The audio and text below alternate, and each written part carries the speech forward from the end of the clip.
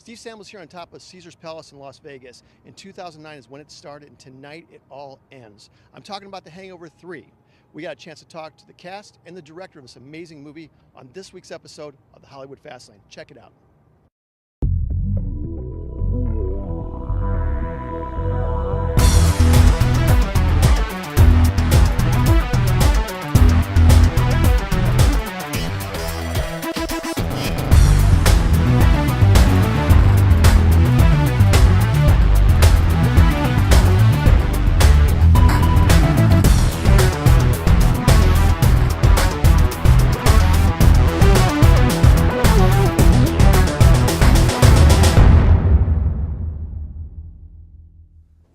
Do you know what my favorite line of all three movies is?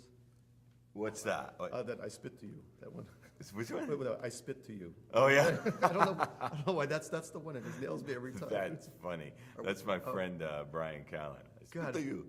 You come in there. That's the funniest thing. You come in there. You come in there. It's so good, right? I love it. You know, I love random things like that. See, that's fun, right? Yeah, that's my favorite Now, is that thing. something that must have been a line in the script, or does this guy just roll with that? I don't remember that. Sometimes something like that just comes in the heat of the Yeah. moment. He's so funny that I can imagine he came up with that at the moment. It's so funny because it's such a small thing, and I remember it so well. But I think it's the small things in the movies that Most impactful. I think so. Yeah, I think it's I like agree. subconsciously you take it away, and it just feels like your experience with the movie is Yeah. different than that guy's experience with the movie because that's your thing, you know. You know, when you were doing the first one, did you know there was going to be a 2 and 3? No, You had no idea. right? No, But we you- jokingly say I always envisioned it as a trilogy, but I was joking. It's amazing. You know, it Yeah. seemed like one of the things I loved about it is that we got to see for the first time why the guys felt so endeared to Alan, Yeah, and you really nailed that. yeah. Oh, that's great. I'm glad you said that. Was that kind of something you felt that needed to be tied in? Well, I mean, ultimately, the movie's about friendship, you know, and ultimately, Alan's obsessed with friendship, and that's Right. really, you know, his only fault, if you can call it that. And Yeah. I mean, his biggest fault. He has others, but you know, he's left-footed. He's sort of out of rhythm with the world. But all he really wants is friendship. So the point is, all the bad and dumb moves he's made have all been in the name of friendship, which is kind of a sweet and tragic character to have You're in a right. comedy. That's Yeah, true. yeah. You know, I'm thinking about you and your career, looking, Project X, Old School, Road Trip, Hangover 1, 2, and 3. Yeah. You know, Some of the worst movies of the last 10 years. well, yeah, they're the best. You kidding me? No, but I mean some of the most But- moronic movies of the last 10 years. But it makes me wonder is if a studio wants to do an absolute locked buddy movie, you're kind of the guy.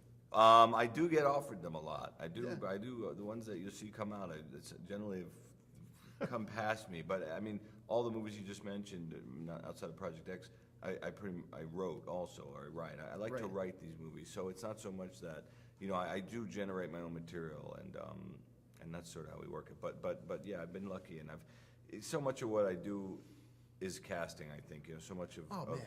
my Oh, success has come from just casting the right guys at the right time and putting groups of guys together that just feel right, See, so. this movie, though, if you think about it, these guys, they don't fit, but they do fit. Yeah, well, of course, but that's like your friends too, right? I mean, Totally, And yeah, that's the thing yeah. where people make a mistake. They sometimes cast people that fit together. Like a boy band. Yeah, right. And it's like the truth is you want everyone to be a little bit out of step, just like you are with your friends, and that's what creates the comic tension and the weirdness and you want all the comedy to come from a different place, so to speak.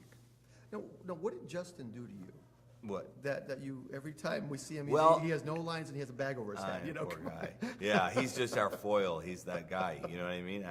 He actually happens to be a good friend of mine from years before we started making The Hangover. Okay. I've known him longer than any of these guys. Oh my God. And but for some reason we just kind of get a kick out of him having to disappear, and he understands it. Another great line is they're laying on the floor in the desert. He goes, He goes, take stew. That's something that sort of developed over the three movies is Alan's hatred of Stu for some reason because he comes in between him and Phil. That's what it is. That's exactly Right. what it is. So it's so funny where he's just like, "Can you take Stu instead?" By the way, that was Alan's line. He made that up. It's so good. That was Zach's line. And lastly, talking to Ken and everything, Chow in this, he made that such an iconic character now from this one. Yeah. Do you think Chow could be his own movie? I mean, could you do something on that? Yeah, we'd have to recast him because Ken's annoying, but no, he could. I mean, we've talked about all these things jokingly. This really is the last Hangover, but sometimes when we're on set, we're just talking about stuff. We go, oh man, if we did an Alan movie, or we did this, or we should do a Chow. But no, we're not doing it. But I think Ken can do his own thing for sure. I mean, Absolutely. Ken is a force of nature, and he's fearless, which is the keys for comedy. He was, dude, and this movie was amazing. Thank Thank you, brother. you. It's so good I'm talking glad to you you, liked man. it.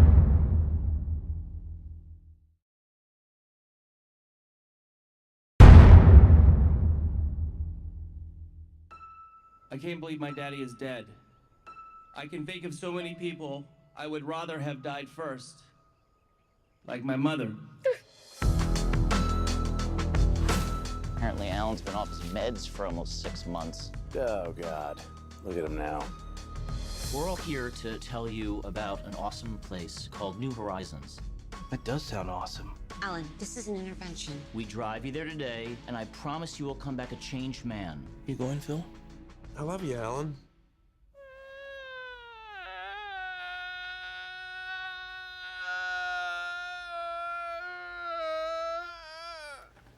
Oh, Ultimate Nerd? No. No. I was Bradley. One of my favorite horror movies, Midnight Meat Train. Oh, thanks. That's a great And then movie, you got a dude. sight back. Thank you. Can we only talk about Midnight Beach? This interview? It'll be great. So, guys, I saw the movie last night, and everything we expected it to be. It was so hilarious.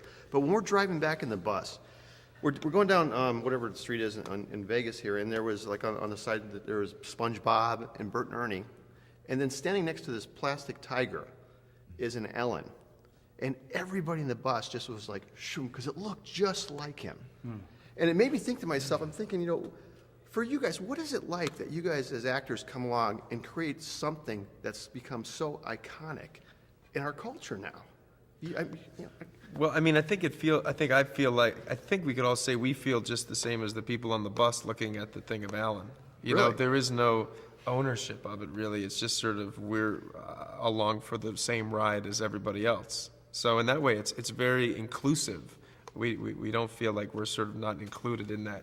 And whatever effect it's had on the populace, we're part of that, not part of the creators of it. But we just maybe have a little bit of a different perspective and experience. But I certainly feel like a fan of the movies. That's Phil and Alan and Stu. I mean, I don't. It's a weird. You should go get your picture made with the Alan lookalike. No, you go should. do that. Dude, that would be I've so done it. I've done it already. Have you Yeah, really? I've done it twice. I Yeah. would do that. Here? I went down to last time I was here. I went down to visit one of them, Thaddeus, and just hung out. One of the guys worked on H3. Yeah. seriously? One of the guys was a stand-in, I think. Yeah. Yeah. See, that's cool because you realize that you're part of that, not as much as the creator of it, but just being a Yeah, part do you of think it. that's true? Do you feel that? Do you think that's true? That's a very good answer. Definitely. Just like we're weirdly just these vessels for it, and we get to sit back and enjoy it and watch it too. Well, then in the same thought, then I'm going to miss Ellen. I love the character, and I'm just wondering for you guys, being that you created him, you guys helped create him by being together on this. Is this one of those characters that maybe stays with you after you've done the movies and it's all gone? I think all three characters are kind of, for me, are you mean live with us as we get older? Yeah. I don't know. You just kind of move on and. It's all one thing, you know what I mean? It's not it's sort one of thing, isolated yeah, as that's Alan. right. It's to me, it's Yeah. like it's the whole whole thing. experience, you know. If I was going to use a word, it would just be the Hangover experience. Yeah. There you go. You know, Yeah. rather than That sounds like a good ride at a The Hangover experience. You didn't get the floor plans? your roller coaster. Oh my T-shirts God. and then a roller coaster Yeah. as She well. has it there for you to sign. And then lastly, you guys come back to Vegas and kind of triumphantly after your first two, you come back here. What was the last day of shooting like after this roller coaster ride that you guys have been on? Every day was pretty much a day of gratitude, honestly, on this movie. It felt like a very unique way of filming a movie. Each day we knew we were getting closer to the last day of playing these characters. And the last day, it didn't wind up being the last day, but the last day that we thought we were shooting in the cellar at Mr. Chow's house. And it was kind of nice because it was like a small room and everybody was together. And there was a sort of bittersweet energy that just was there. Right. You know, I know that I just kind of left. I didn't want to say goodbye. We didn't make a big deal of it at all. Yeah. Remember? Like, Yeah, at all. yeah. Yeah. We took We had a one nice little photograph on party. the stairs, and that was it. Guys, once again, such a good movie, and the way just to put a beautiful bow on this trilogy, it was perfection. It was just so good. Thank you so much. I appreciate it. Thank you. Cheers.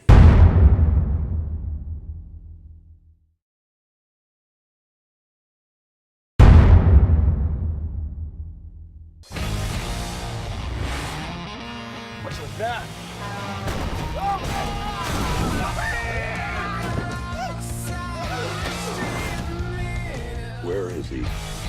Leslie Chow stole $21 million from me. And I figure the Wolfpack has the best chance of finding him. Hey, fat stuff. Quick, give me some sugar.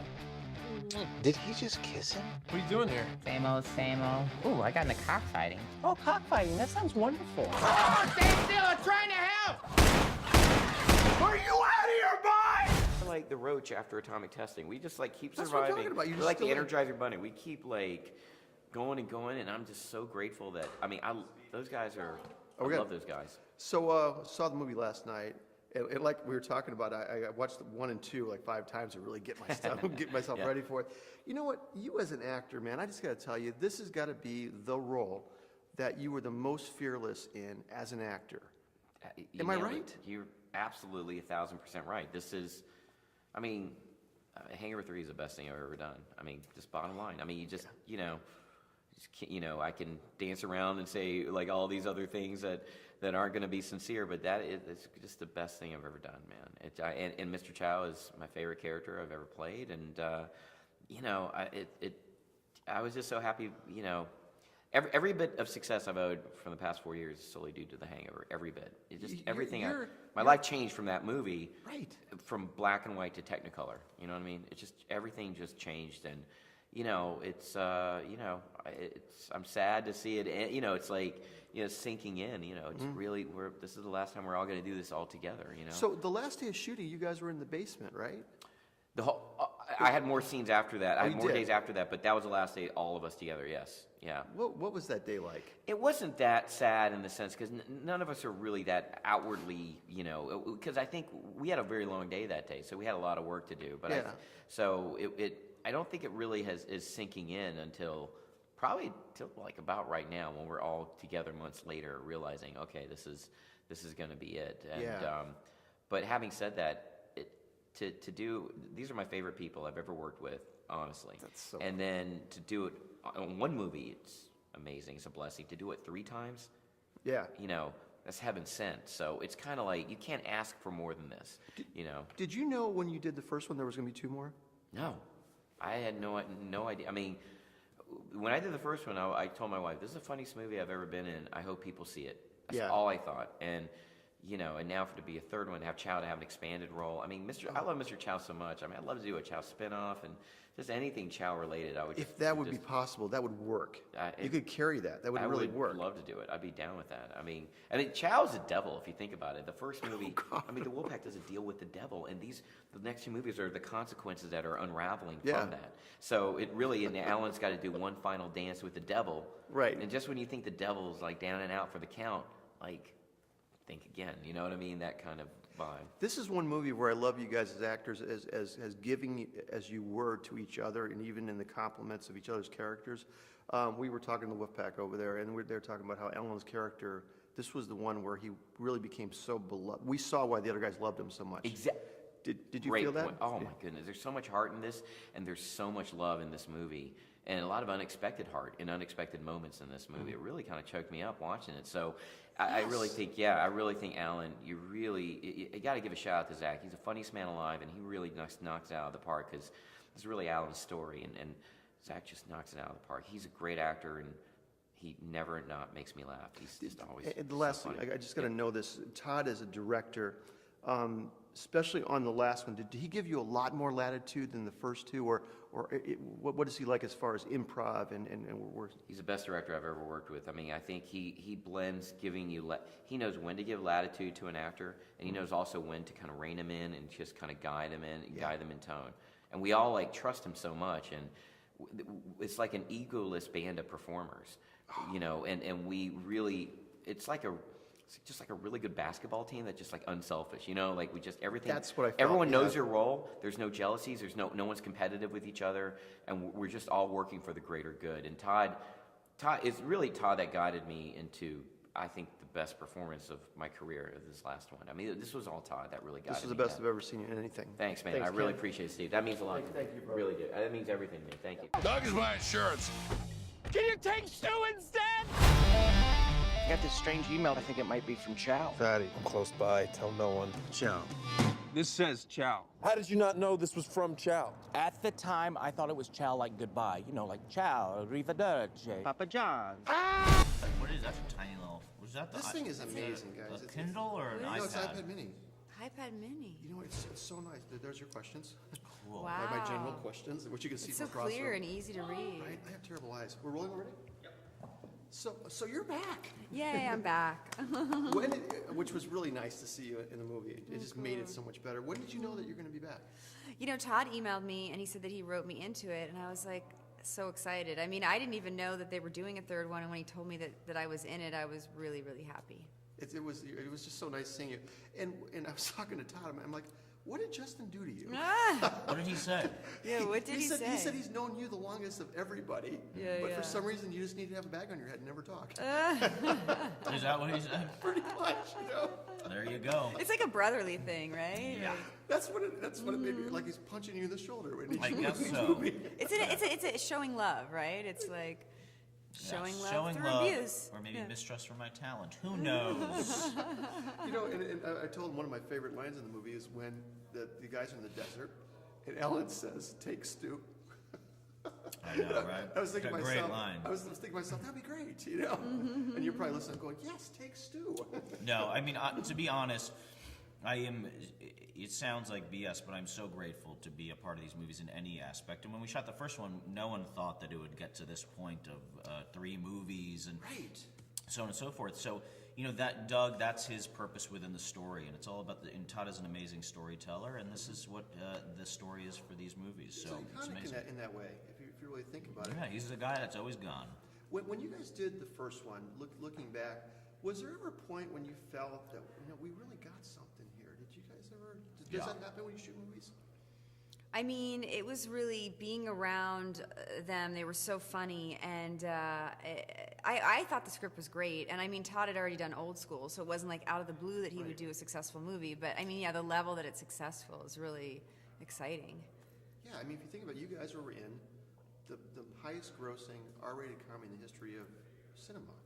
Does it ever hit you? I mean, yeah, I mean, it's always good to be in a hit movie, but you never expect. Even when some movies are huge hits, they don't cross this line of being absorbed into the actual culture, you know, because, you know, you come to Vegas now and it's such an iconic film that you have, you know, Hangover slot machines and merchandise and people dressed up like the characters. And even when movies are huge successes, you don't have that amount of love. So it is very hard to wrap your head around that level of familiarity. yeah, because we were driving back on the bus yesterday after seeing the movie last night, which was just ridiculously funny. And on the sidewalk, the thing that we all turned our head to was there was a yellow tiger and an Ellen. That's crazy. That looked so much like him. Well, that was Someone that. showed us a picture of that. Yeah. I wish I would have taken a picture of it because it was so good. gosh. You know, I just got to ask you too. What is Carlos a real kid or is he CG? Oh my God, are you kidding? Yeah, he's a real kid. It's the He really same was. actor that played the baby. Because It's you're the saying same it's person. he's such a good actor that you can't He even. looks like a cherub. I know, And he he's looks a little so much like cherub. the original. It is him. So it really is him. Yes. Okay, because I was going like, there's no way. If you could CG a person like that realistically, that would be amazing. No, it wouldn't. We'd be out No, of it'd be job. bad. You're right. We don't want that to happen. That'd be terrible. It'd be bad. That'd be really bad. So, you guys, when you wrap this, and once again, you coming back, What was that last day when you guys were on your wraps? What was that like? Was it bittersweet? Was there emotion? Yeah, I mean, it was a little bittersweet. I think everyone is ready to move on, and we're proud of what we've accomplished, and we think that this is a fitting end to the franchise, and that we're leaving on a high note. But we all love working together, and we'll miss each other. Okay, we're done. Thank you, guys. Thank you so much. Thank you. We're all here to tell you about an awesome place called New Horizons. That does sound awesome. Alan, this is an intervention. We drive you there today, and I promise you will come back a changed man. You going, Phil? I love you, Alan.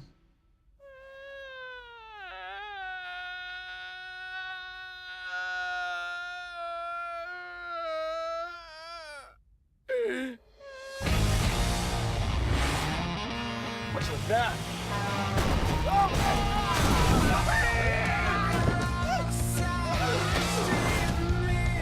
Where is he? Leslie Chow stole $21 million from me. And I figure the wolf pack has the best chance of finding him. No! Doug is my insurance. Can you take Stu instead? I got this strange email. I think it might be from Chow. Fatty, I'm close by. Tell no one. Chow. This says Chow. How did you not know this was from Chow? At the time, I thought it was Chow like goodbye. You know, like Chow, Arrivederci, Papa John. Hey, fat stuff. Quick, give me some sugar. Did he just kiss him? What are you doing here? Same old, same old. Ooh, I got into cockfighting. Oh, cockfighting. That sounds wonderful. Oh, stay still. I'm trying to help. Are you out of your mind? You ready to do this? Yeah. Wait, what are we doing? Hey, Phil, kick yourself out a little bit. Alan. You get it? We can't be friends anymore. When we get together, bad things happen and people get hurt. Yeah, that's the point. It's funny. It all ends tonight. Salam! I believe I can fly.